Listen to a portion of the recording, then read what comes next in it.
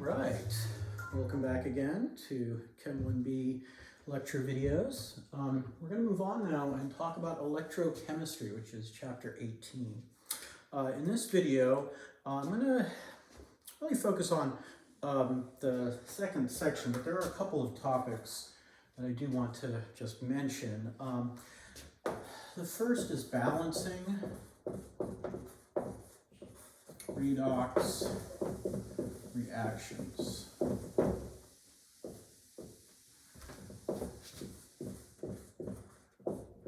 And this will be Chem 1A stuff. So go back and take a look. I believe it's chapter 4, maybe. If you don't have notes, if your instructor, not all instructors do talk about how to balance redox reactions, then during the first workshop on electrochemistry, I can go over some of that with you. It's not terribly important going forward. You do want things to balance in terms of electrons, but we'll see that there are other ways to think about it where you actually don't really need to know all of the elements that are present, really just the ones that are transferring the electrons, and then maybe some of the other conditions. So the other topic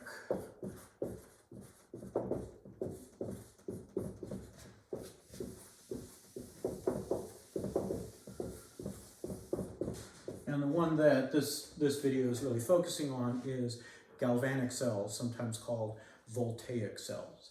And for lab, you'll have a virtual Voltaic cell that you'll play around with different metals and solutions. Now, what is a galvanic cell or Voltaic cell? And Voltaic was named after a scientist named Volta, and that's where we get the volt. And galvanic, I actually don't remember what galvanic, where that comes from, what etymology that is. Oh well, maybe I'll have to look it up for the next video.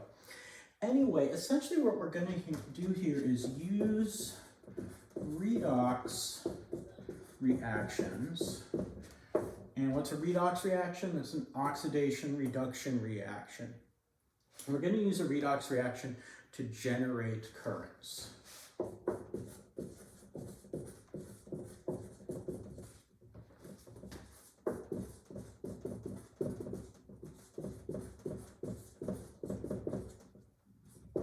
So we're actually going to do something kind of useful, I guess.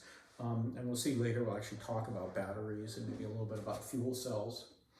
A couple things to just go over again here, and that is some definitions.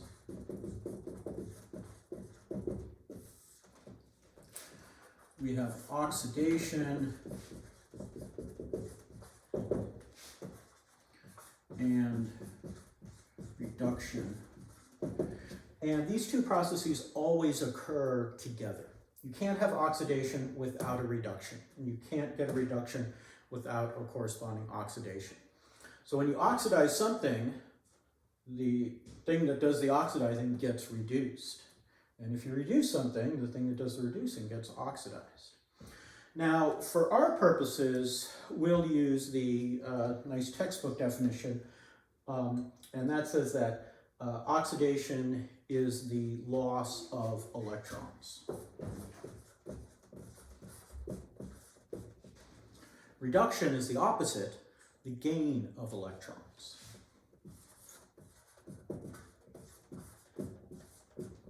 And we'll see that these definitions are the most useful for this chapter. When you go on into Chem 12, looking at organic reactions, there are some other definitions that actually involve oxygen, which is where we get the name oxidation. What my little mnemonic that I use to remember is, okay, if I'm trying to figure out what's getting oxidized or reduced, I look at the oxidation state, and if the oxidation state is getting lower, like if it goes from +3 to +2, or +2 to 0, or 0 to -1, something like that, that oxidation state is getting reduced, so that element is getting, that atom is getting reduced. That's just my little mnemonic for remembering things. All right, so this is kind of the overview here. And in the rest of this video, I'll go ahead and start getting into some details about these voltaic or galvanic cells.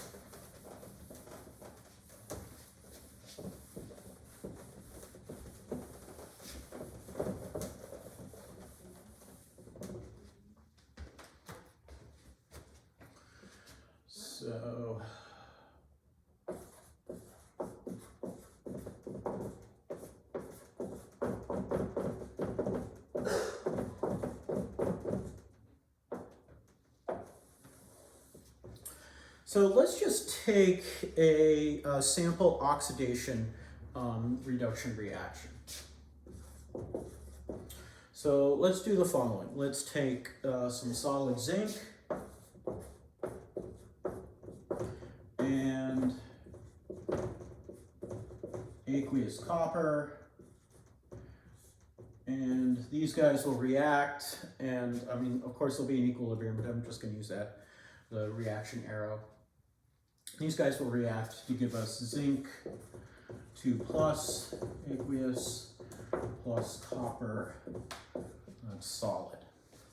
Now, the first thing we want to do is actually separate this out into two half reactions. And just write that here, half reactions. And we'll have the oxidation half reaction, which I'll just call ox here.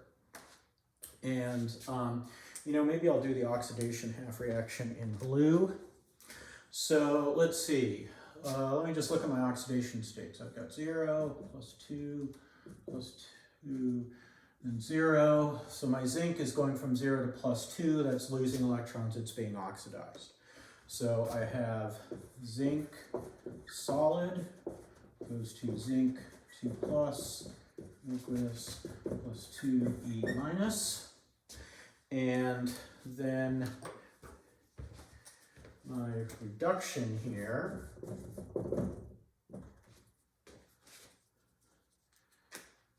red for reduction. Yes, I'm very clever.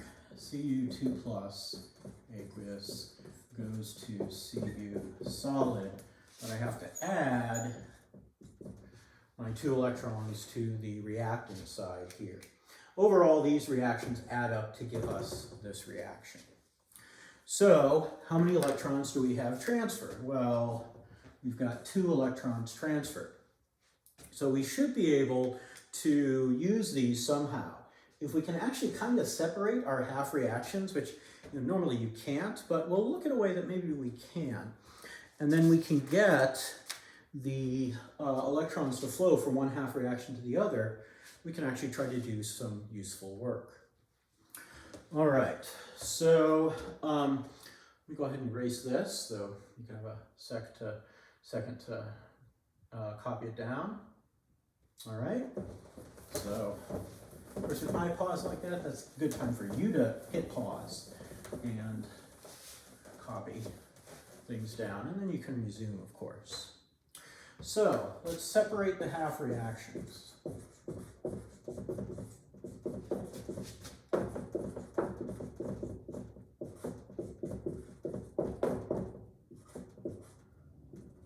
Okay, so we'll go ahead and we'll take a beaker.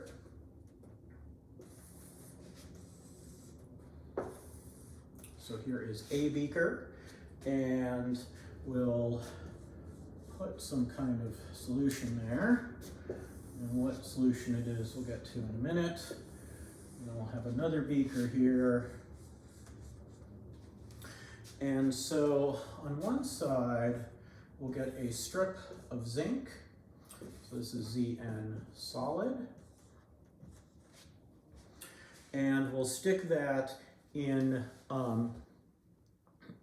excuse me, typically we actually use, it's an aqueous solution of counter ions.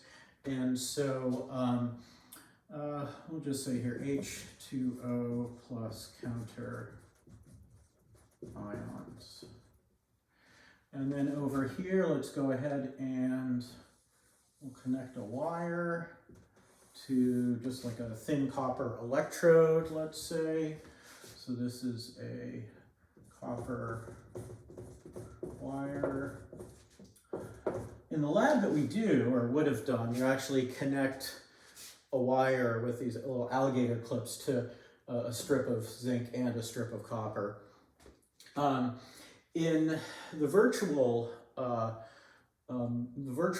voltaic cell simulator, you actually do the same thing. You connect your zinc and copper plates, and they're connected via a wire. So over here, we've got Cu2 plus aqueous plus counter ions. And so what should happen is electrons should flow from the zinc to the copper, because the zinc is giving up its electrons and the copper is picking up those electrons. But there's a problem here. The problem is that this starts initially, and then, boom, it stops. Well, why is that? Well, imagine a zinc atom giving up electrons, and the zinc atom is now a zinc ion, 2 plus, it floats off. And my electrons flow over here to my copper wire, and a copper ion, 2 plus, picks up those electrons and now sticks to the wire as solid copper. Just a copper 0 atom. I'm building up more and more positive charge over here, and I'm taking away positive charge here. So we actually have a buildup of charge that prevents these electrons from flowing. So we can get a couple literally like a couple of electrons to transfer, and then boom, it just stops because we're trying to push the electrons uphill against something that's less positive than it was. So how do we solve that? So what we do is we attach these guys via a tube with a porous disc.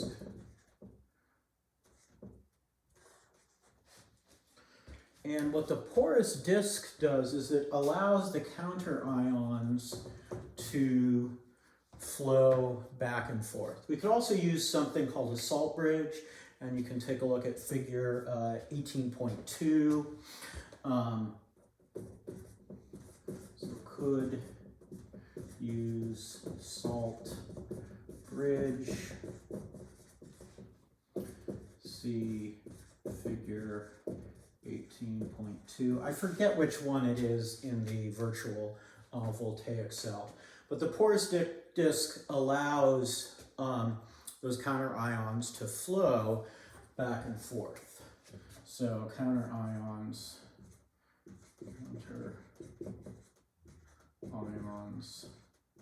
move. And that balances the charge. So now as electrons come over here and the copper picks them up and becomes just copper, we have fewer positive ions here, but then some positive ions from over here come over and help balance that charge.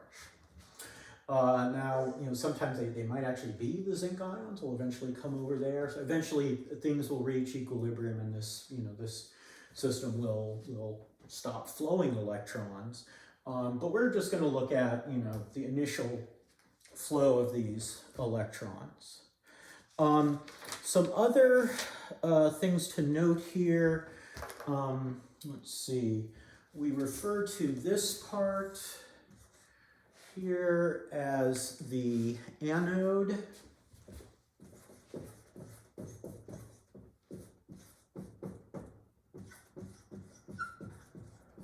And the anode is where oxidation occurs. Anode and oxidation both start with vowels, so that's a way to remember it. And over here is the cathode.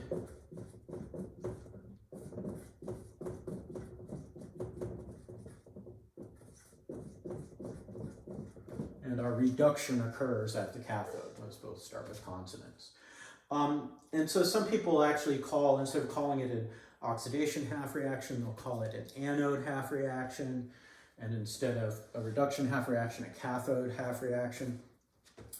I don't like to think in terms of anode and cathode because that just gets me confused. Later we'll see you can run a cell like this in reverse by putting electric current in it and get zinc 2+ to stick onto the zinc, and then copper will give up its electrons and become copper 2+. But you have to put a current in it. That's called an electrolytic cell. We'll talk about that later. And in that, I think the cathode and anode are reversed. But anyway, I don't like to think in terms of cathode anode. I like to think oxidation reduction because, you know, that's just the kind of chemist I am. All right, so again, to sort of review, strip of zinc in an aqueous solution of counter ions, and then copper wire in our aqueous solution of copper 2+ and counter ions. And then what happens is the zinc atoms give up electrons and then come off as zinc 2+. And meanwhile, our copper 2+ picks up the electrons and then sticks on there as copper atoms. And there's actually a nifty thing on the simulator where you can look at the microscopic scale and it sort of shows what's going on. But, you know, I'll have you guys do that later, obviously. All right, so again, I'll pause and then I'll wrap things up by talking about potential and volts. And that'll be it for this video. All right, so now that you're done pausing and copying, I'm going to erase.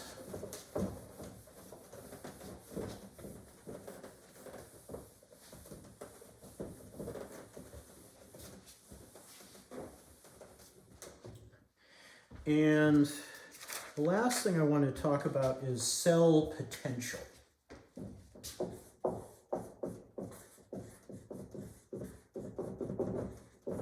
This is an aspect of galvanic or voltaic cells.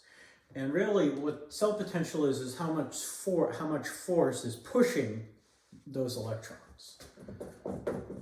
How much force is pushing electrons. And so the force on the electrons is called the electromotive force.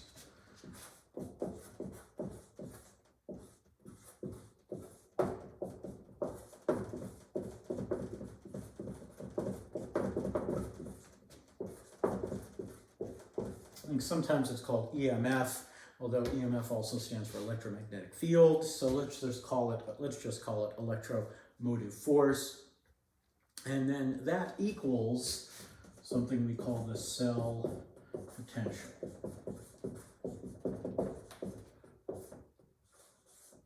And we will give that the designation E, that's a script E, E cell. So in subscript there, I've got cell. All right, so our cell potential, we're going to call it E cell. Now, our units here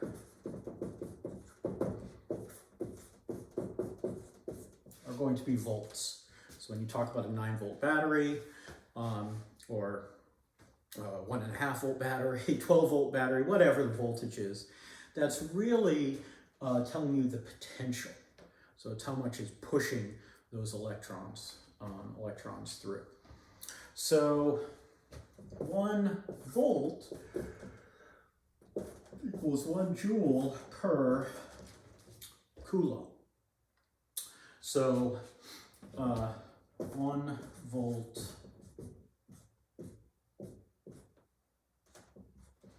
equals 1 joule per, and you know, yeah, joule is capitalized, sorry, per coulomb. How do I spell coulomb? C-O-U. C-O-U-L-O-M-B. And so what this is saying is that our potential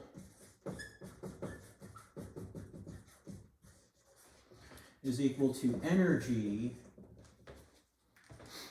not MEG, energy.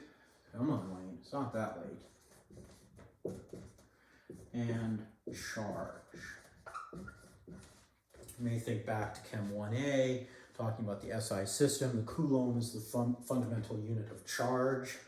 Though I think the ampere as current may be the official SI unit. But a coulomb is a unit of charge.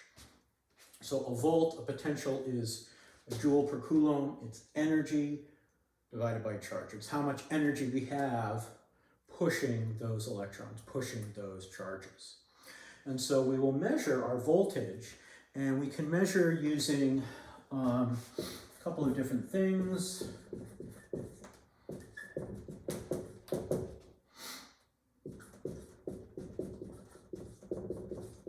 We can use a voltmeter, where it draws a current through a known resistance, or we can use a potentiometer,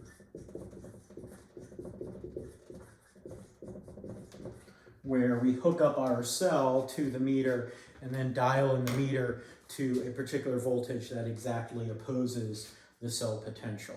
And so the potentiometer is a little more accurate. Yeah, so those are the basics of a voltaic cell, and we're going to be looking at the cell potentials in more detail.